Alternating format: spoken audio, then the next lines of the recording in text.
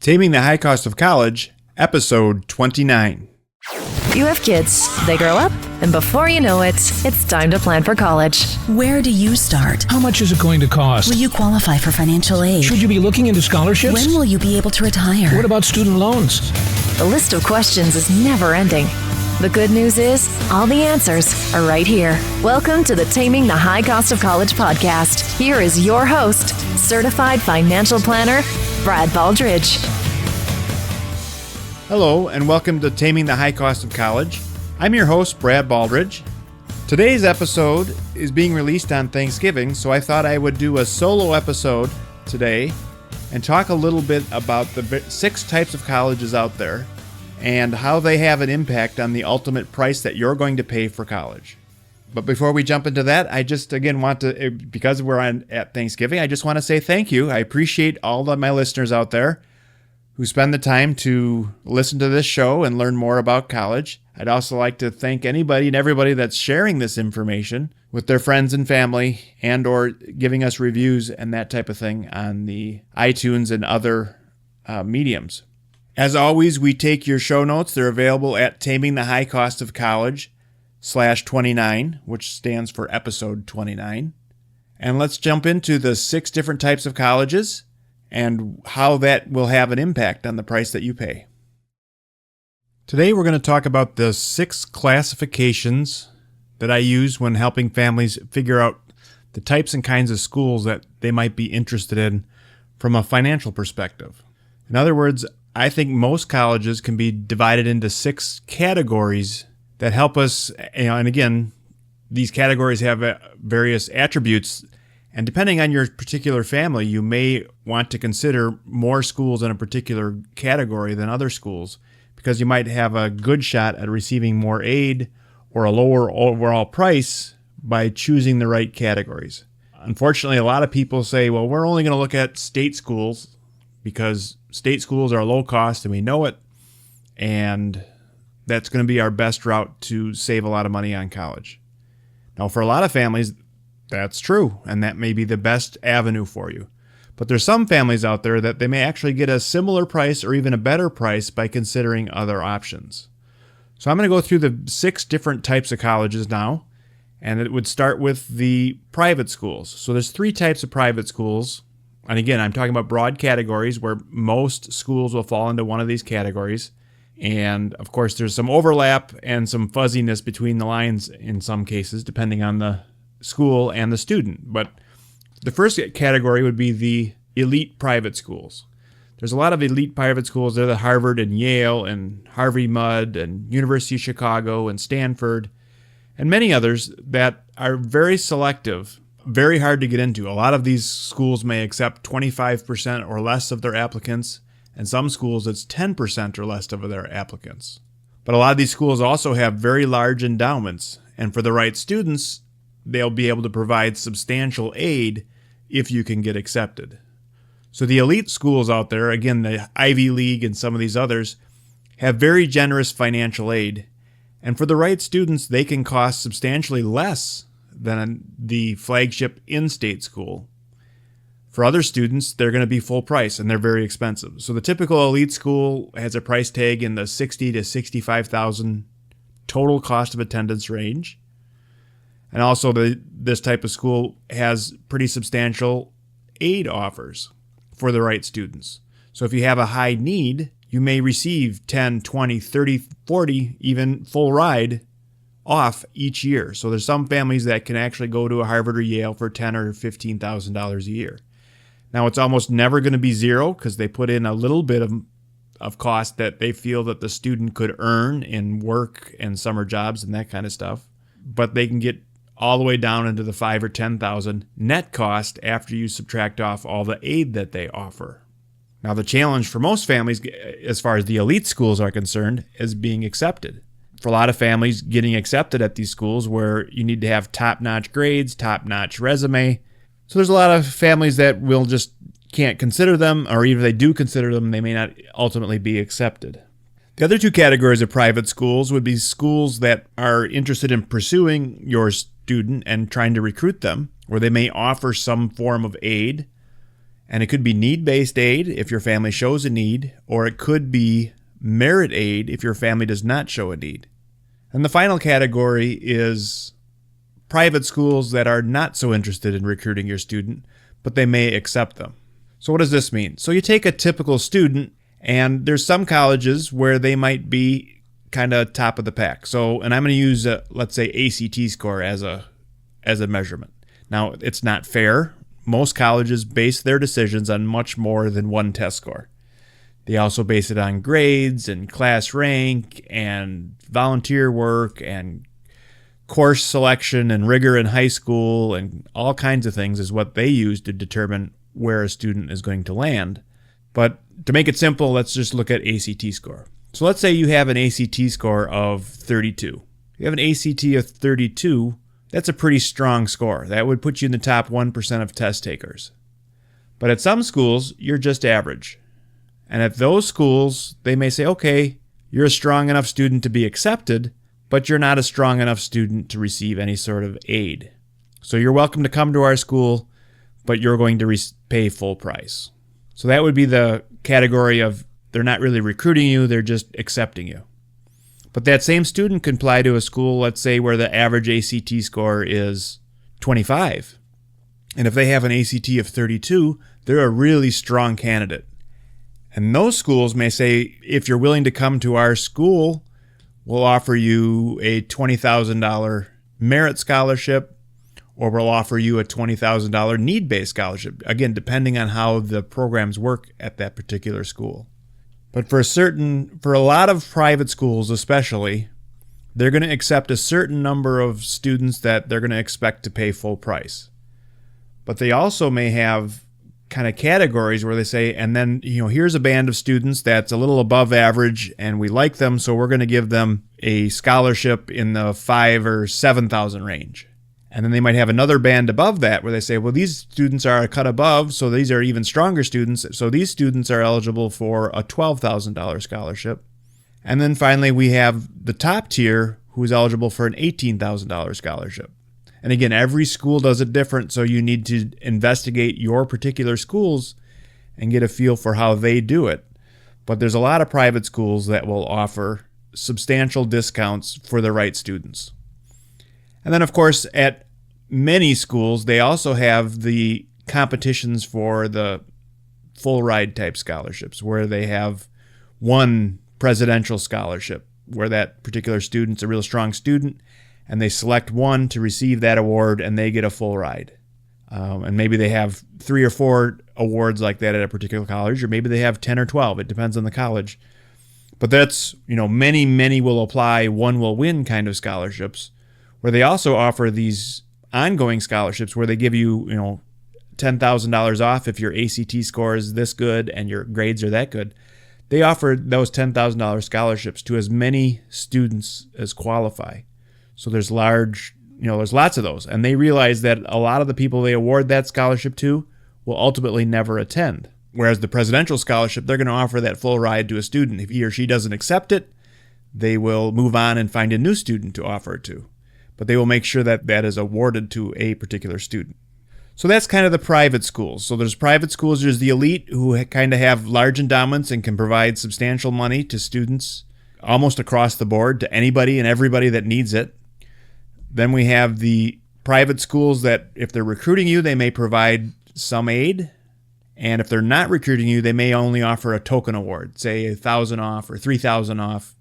Or the alumni award for $2,500, and relatively small token awards. Whereas if you're in the group that's being actively recruited at some private schools, you may be eligible for a $10,000 or $15,000 or $20,000 scholarship. Now, in most instances, though, at most private schools, most families are going to still have a net cost, and a lot of times colleges realize that they're competing with the local flagship university. So in Wisconsin, you could either go to University of Wisconsin in Madison, or you could go to one of the local private schools. Well, if the local private schools for strong students, if they can get the price within a few $1,000s of what it costs to go to Madison, they realize they have a shot. Because those strong students, certainly could go to the flagship University of Wisconsin. They may choose to go to a private school because it's a better fit for other reasons. And if the price is reasonably close, for a lot of families, they'll pick whichever is the best fit and just go ahead and pay that slight difference. But for most families in the private realm, you're still going to have a net cost of $10,000, $20,000, $30,000, especially if you're middle income, upper middle income and above, where it's just not going to get all the way down to, free or anywhere even near that. So that's the first three types of colleges that are all the private schools. Then we have three types of state schools as well. So we've got the in-state state schools. The in-state state schools are obviously the low-cost alternative for most families in most states. It costs about $25,000 in-state, all in, to go to the flagship schools in Minnesota and Wisconsin. Looking at some statistics, the tuition at the lowest cost in-state flagship schools, just tuition now, we're talking $6,000, $7,000, $8,000, so a total cost of $15,000 to $20,000, again, at some of the lower cost states, and more like $30,000, $35,000 at some of the high cost states. And again, that's in-state tuition at the flagship schools. And a lot of times states other than the flagship schools, there may be a price reduction from there. So again, a typical state, the flagship school might cost $25,000 all in.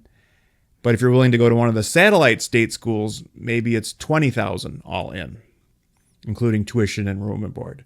And they just charge a little bit more at the flagships, partly because they can, partly because they're a stronger school and have more services or benefits. So that's one type of school. Then we have the out-of-state state schools, who essentially are just going to charge you full out-of-state costs. I guess our flagship here in Wisconsin would be that way. They will charge full out-of-state to most students because they get enough applicants that they do not need to do much, and it's a great way for a lot of state schools to balance the budget. So they take a lot of out-of-state kids, they charge them full price, and of course there's a lot of politics around that because a lot of residents of a particular state are unhappy that spots that could be for their children are given to out-of-state kids. Of course, the flip side to that is if you want your state schools to be considered national level universities, they need to attract students and faculty, etc., from all over the United States and in a lot of schools all over the world. So there's that kind of that give and take of, well, if it's a nationally ranked or national school, you do need to accept students from overseas, you do need to accept other states. And at strong flagship schools, UCLA and University of Wisconsin, University of Illinois Champaign, and Michigan State, and so forth. There's a lot of schools out there, North Carolina, Chapel Hill. There's a lot of schools out there that attract so many quality applicants that they will generally not worry too much and say, we want everybody out of state to pay the full out of state price. And if you can't afford it, then you can consider going elsewhere. And then finally, we have the state schools that are in the middle. So this is an area that a lot of people aren't aware of, but there are a lot of state schools, and mostly it's not flagship state schools, but there's a lot of state schools out there that do have some wiggle room and won't necessarily charge you the full out-of-state price. Often they offer some sort of out-of-state scholarship. I was working with a family a couple days ago, and there's a Eastern Kentucky offers a $8,000 or $10,000 or $13,000 scholarship, depending on your grades and test scores and so forth. And if you look at that scholarship, that is, the higher scholarships essentially completely offset the fact that you're out of state. So the in-state price is $6,000 or $7,000. The out-of-state price was $18,000.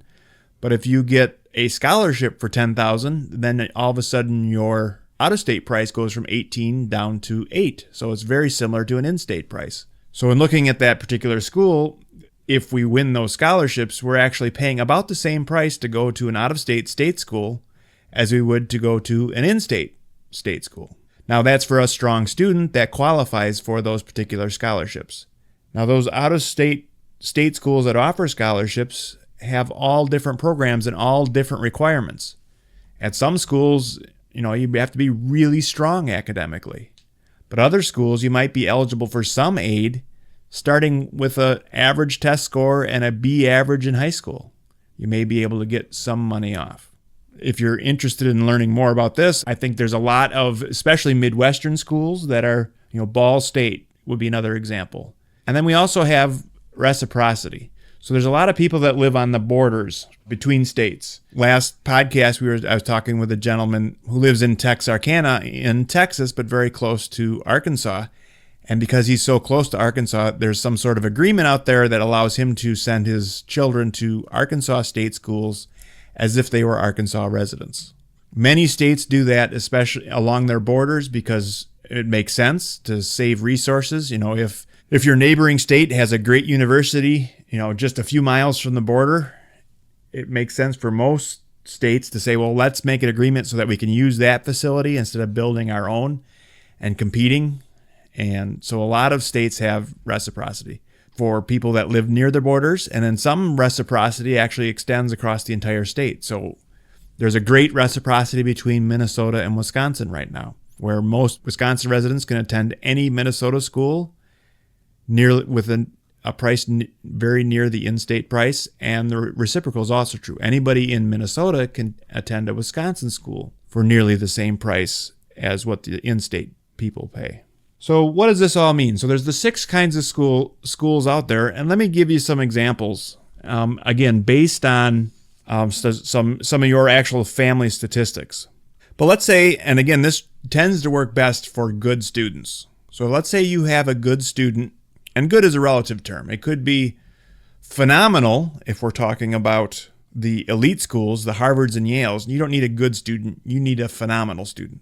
But if you happen to have a phenomenal student, they may be able to go to Harvard and Yale for a very low cost if you show a need. If you don't show a need, unfortunately, if your income and assets are strong and you don't qualify for need-based aid, these high-end schools for a good student won't work out for you.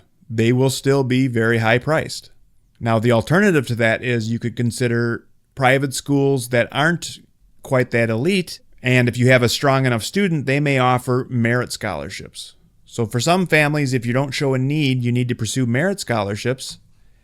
And there's some colleges out there that don't offer merit scholarships. And there's some colleges out there that do offer merit scholarships. So if you need to be in the merit realm, you need to talk with the colleges and learn which ones offer merit and which ones do not. Now, if you have a good student and a high need, you also may be able to get need-based aid. So there's some colleges out there that will provide more aid to students that show a need than what they would provide to students that don't show a need. And on top of that, some of that money would come through the federal program.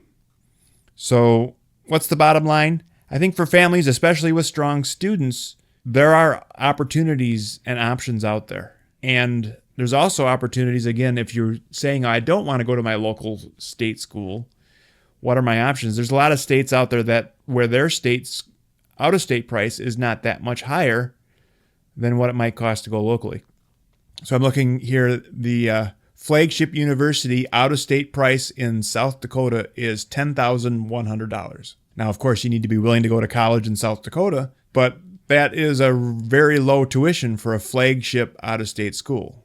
And to give you an idea of what it could be, California's is about $36,000 for their flagship schools.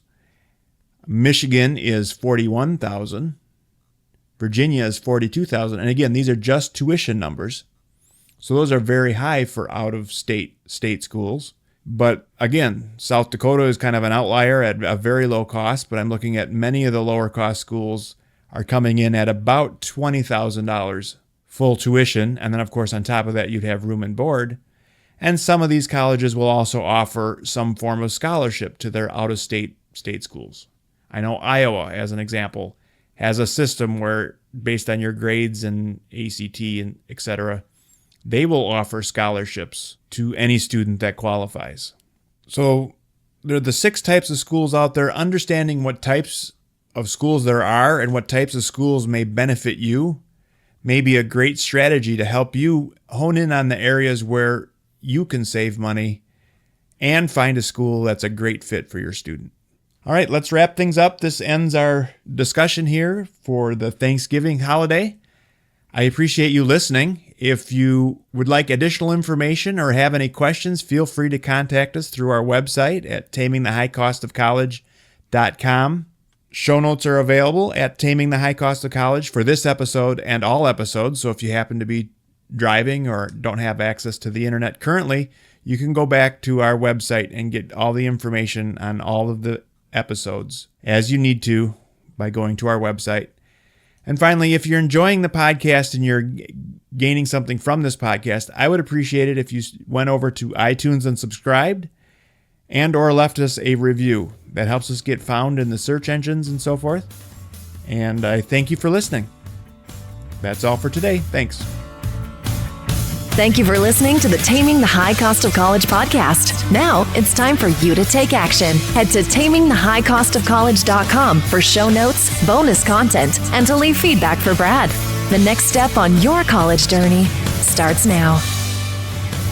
Brad Baldridge is a registered representative of Cambridge Investment Research and an investment advisor representative of Cambridge Investment Research Advisors, a registered investment advisor. Securities are offered through Cambridge Investment Research Incorporated, a broker-dealer and member of FINRA and SIPC. Brad owns two companies, Baldridge Wealth Management and Baldridge College Solutions. The Baldridge companies are not affiliated with Cambridge Investment Research.